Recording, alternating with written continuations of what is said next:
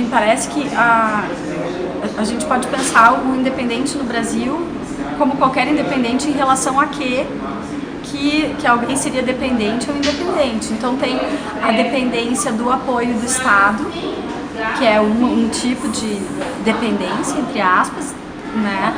E a dependência de grandes estúdios ou de grandes investidores, de empresas de comunicação ou de produção cinematográfica que investam e que já tem todo um planejamento de distribuição, exibição incluído nesses investimentos. Então, a primeira coisa é tentar entender como que funciona o cinema no Brasil, porque é mais fácil pensar em independente em países ou que tem um sistema de cinema comercial muito bem instituído, sei lá, no Japão, na Índia, nos Estados Unidos, né? Ou em países em que você tem um sistema estatal de produção, né? Como eu acredito que era, enfim, na União Soviética.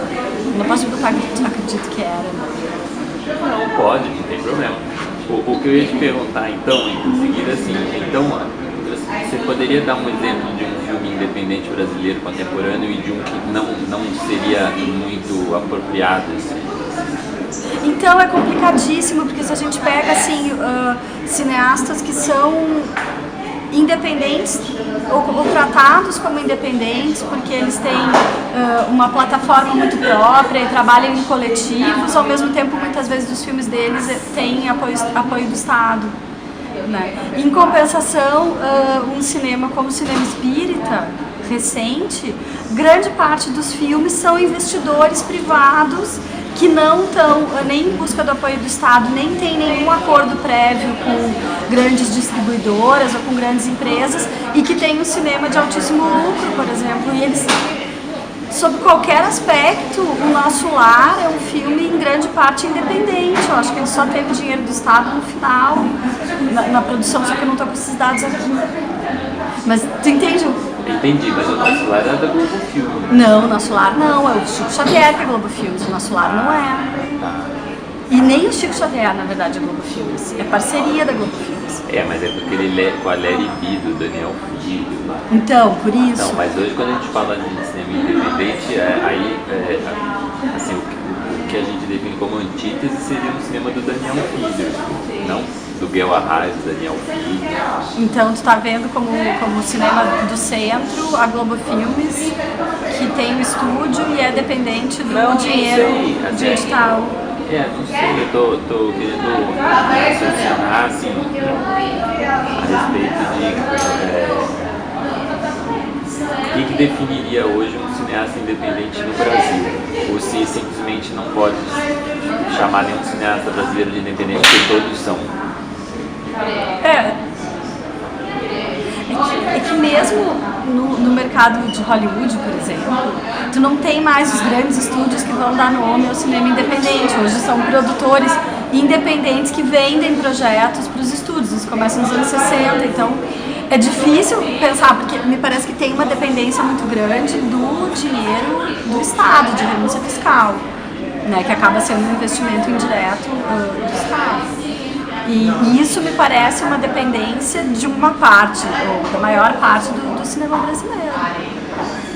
E que ela eu não sou necessariamente contra o investimento do Estado, mas me parece que chamar de independente, porque não é Globo Filmes, mas ao mesmo tempo ele está constantemente, as produtoras, dependendo dos editais, é sinal de que é um cinema que não consegue se manter pelos próprios meios, né? Quer dizer, de exibir, a partir daí conseguir obter uma renda que vai servir para investir no próximo filme.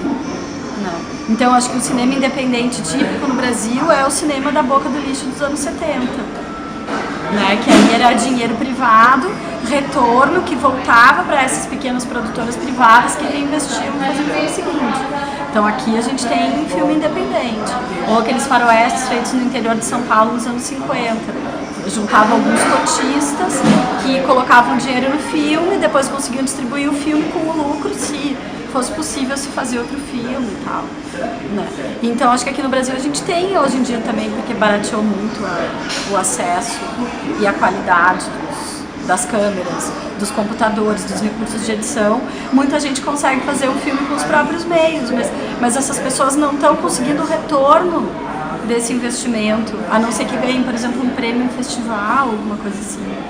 Né? Então é um cinema independente que não tem, ele não tem continuidade, a não ser que comece a se conseguir o investimento em editais do Estado, porque mesmo a Globo Filmes depende disso.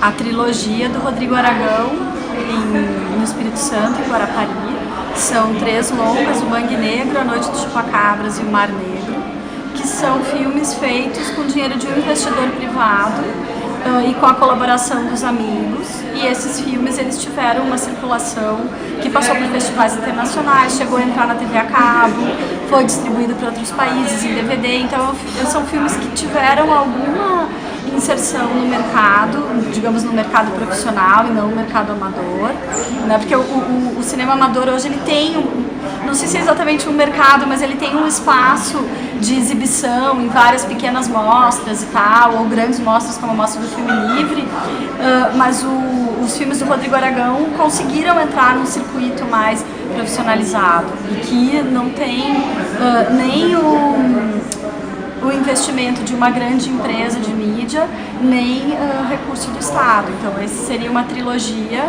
que é totalmente independente, mas assim, os 3 filmes foram feitos num esquema de mecenato, porque eles não tiveram retorno financeiro, então de alguma maneira o investidor deles, eles dependem desse investidor que é um mecenas, então ele não é alguma coisa que é sustentável a médio prazo. Né? E é um ponto em que muitos cineastas param. Ou eles vão recorrer aos editais e aí tem que se adaptar a uma série de exigências burocráticas que às vezes limitam um pouco um certo improviso, que é uma qualidade dessas produções, ou eles têm que sonhar em ser descobertos pela Globo Filmes ou por alguma empresa parecida. Eu lembro que o SBT tentou investir numa época em produção de cinema e tal, né, que, muitas vezes ligado a redes de televisão e tal, que coloquem a grana para os cineastas produzirem. Eu acho que essa é uma armadilha que tem a ver com a situação que o cinema sempre teve no Brasil, quer dizer, não é uma atividade considerada importante para a economia do país como é, sei lá, na Índia, nos Estados Unidos. Então, ou se depende do Estado, ou se depende de uma mega empresa ou do mecenato.